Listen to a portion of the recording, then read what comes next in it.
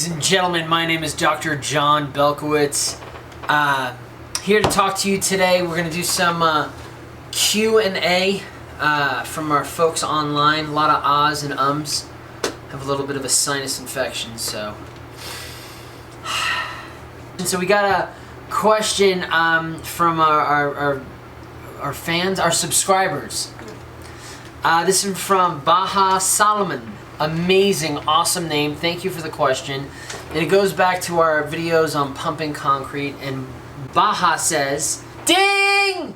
Baha, I think there are a lot of factors affecting pumpability more than aggregate to cement ratio.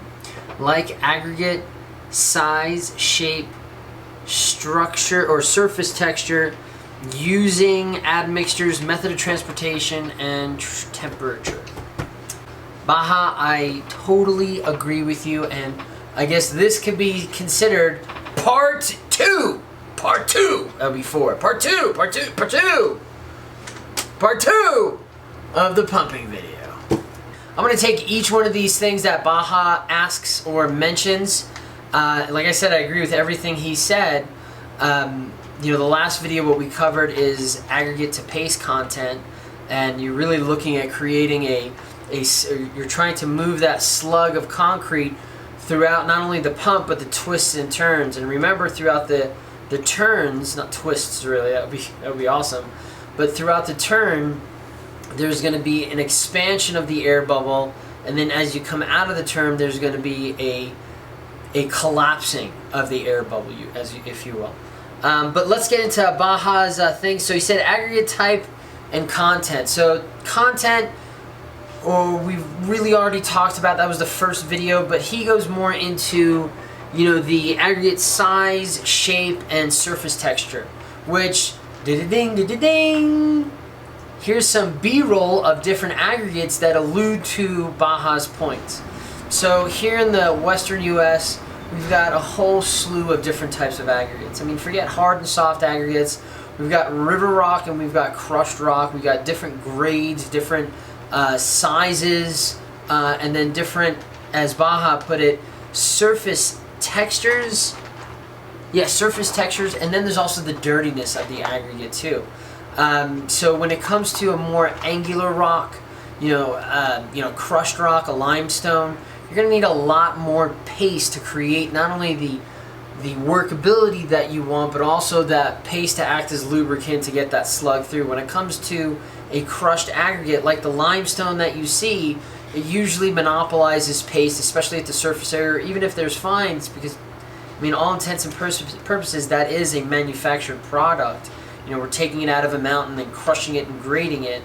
So tendency that there might be more fines, and then with your rounded rock you're not going to need as much paste, and it's going to pump a little bit better. The thing with or crushed rock is that it normally gives you better strengths, better flexural strengths, so they fit together like puzzle pieces, but then just the workability is a lot worse. It's a lot tougher, it's a lot stiffer material, and the same thing goes for pumping.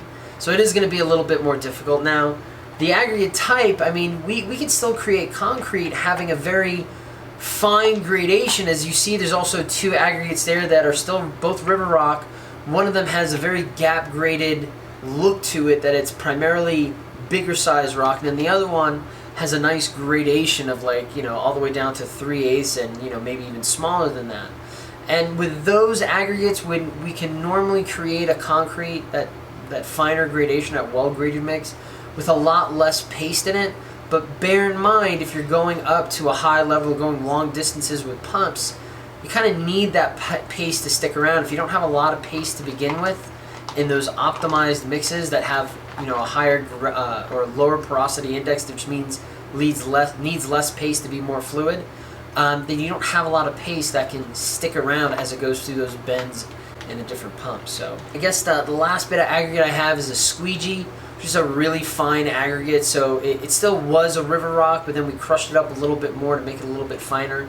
We're normally using these in high strengths or ultra high performance concretes, or even self-consolidated concretes to get that porosity index down, so we don't have to use as much paste, because there are a lot of benefits to that. But when it comes to pumping, as you start yanking that paste back and you increase your surface area, you can start creating problems yourself, especially if you're pumping long distances or tall heights.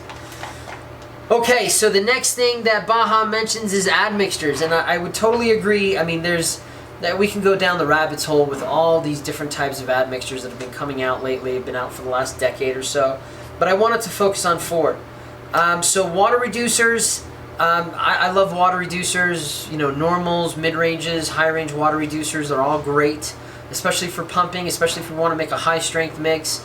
And some of these high-range water reducers also have pumpability additives in them, which really are things that just create an environment that paste is going to stick around. What you don't want to do is use these additives and now all of a sudden you've changed your paste, and we've created very high cementitious mixes with very low water to cement ratios and a high amount of high-range water reducer, and it creates a very sticky paste that can dry out quickly, or it's just not great for pumping. Again, remember that paste is going to be your lubricant to get that slug through.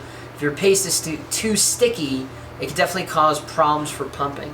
And this feeds off to the next ones. I mean, air content is huge, especially if you're going up some, using a bunch of pumps, or you're already starting out with a stiff mix. If you start collapsing your air bubbles, you're going to start losing the fluffiness of that paste and that lubricant, as well as the creaminess of that paste to make it a lubricant, and then again that'll lead to pumping. So what we've done in the past, especially for bag mixes, we end up putting a little bit more air that's necessary as it's going through the pumping system to collapse those air bubbles. So we might start at a 12% air and then die off to a 5 or 6% air after we go through the pumping system. And bear in mind, if you go that route, you've got to do a air void analysis test to make sure that you haven't killed the good air and left only your entrapped or bad air, especially if you need it.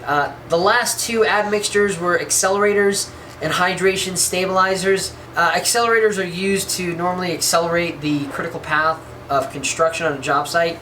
Problem with pumping is, again, the accelerators, especially if it's already a hot day out, can trigger your hydration mechanics and, again, rob that paste or turn that paste from a creamy and dreamy to something that's stiffer, less viscous, or just doesn't act as a lubricant to get that slug down the hose. Hydration stabilizers are great. These are sometimes characterized as a pumping aid, or this in a combination of an air package could be considered a pumping aid. One, it extends your slump evolution or your workability window, and two, it stops or it kind of delays the what heat will do on the hoses or on the job site or on the trucks or on the pump itself that might drive up temperatures and of course set off your hydration mechanisms.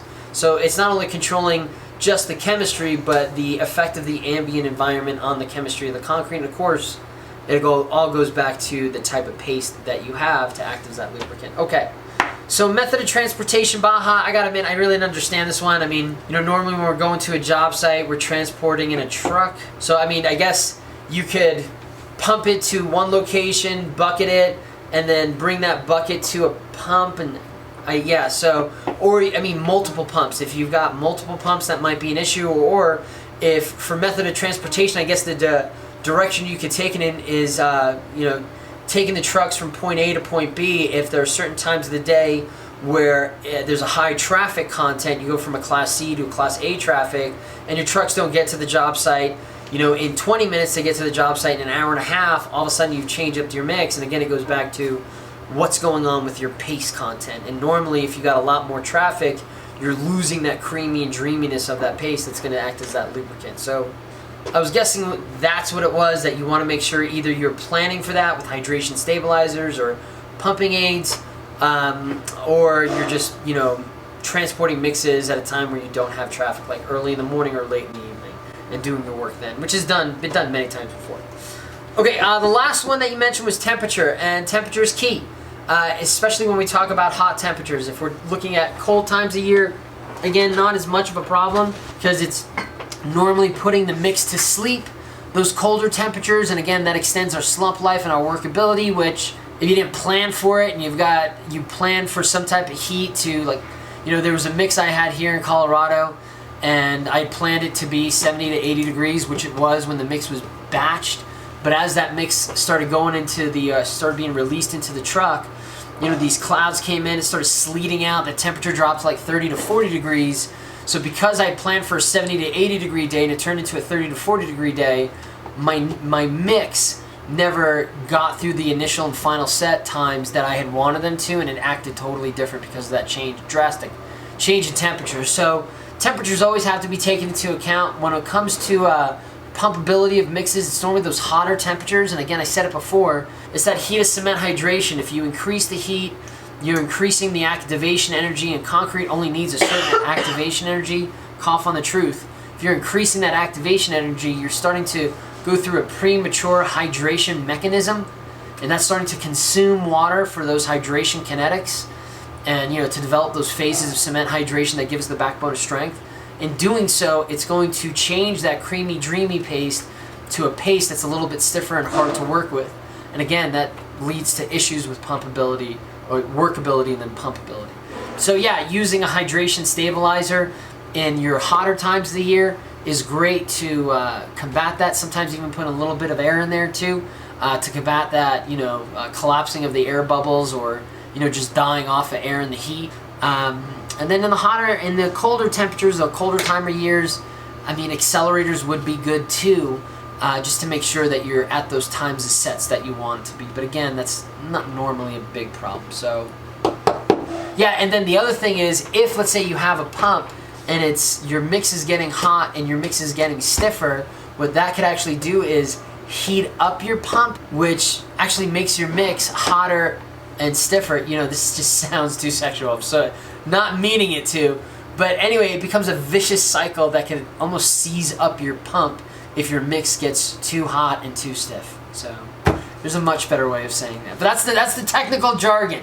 It's the technical jargon. So thanks for the questions, Baja. That was great. Thanks for your time. Don't forget to like and subscribe. Hope you learned something today. Let us know your concrete questions, concrete concerns. Go concrete, beat asphalt.